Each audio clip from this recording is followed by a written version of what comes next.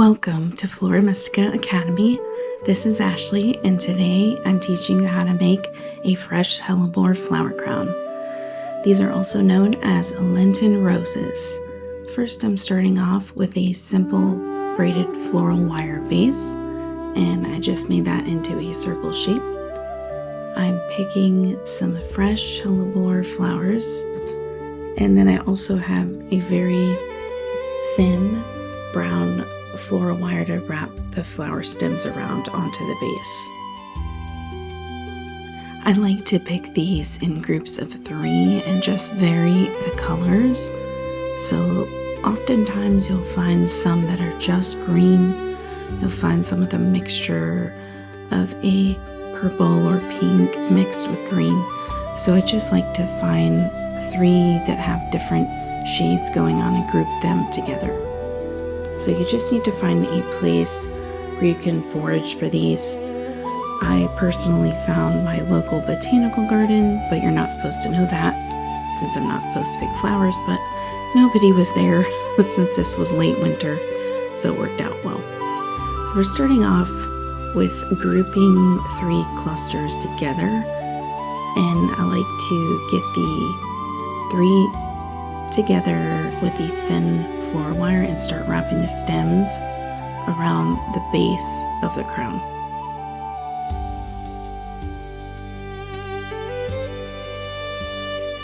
So I'm just repeating that pattern of 3, and we're just doing a quick time lapse of this process.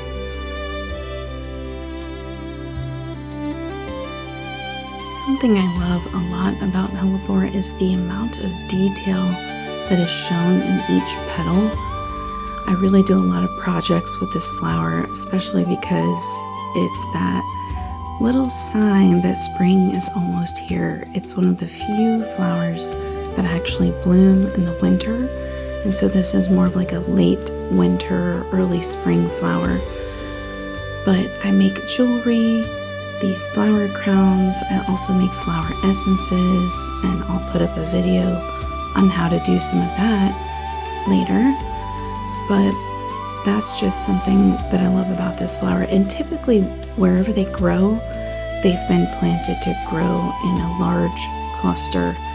You usually don't see one single Hellebore plant, so it's just a common thing. So it makes for some great photo ops and for videos like this. Really very scenic, and it's some of the few things that have floral beauty during this time of year.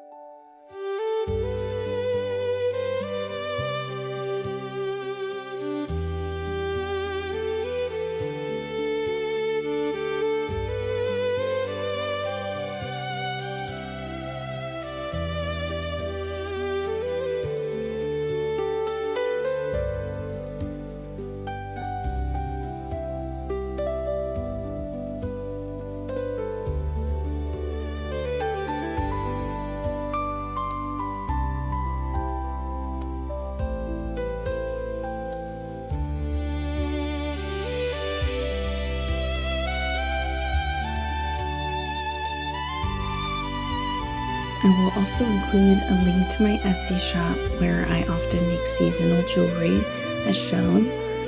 I hope you enjoyed this tutorial. Don't forget to subscribe for more creative content in the near future.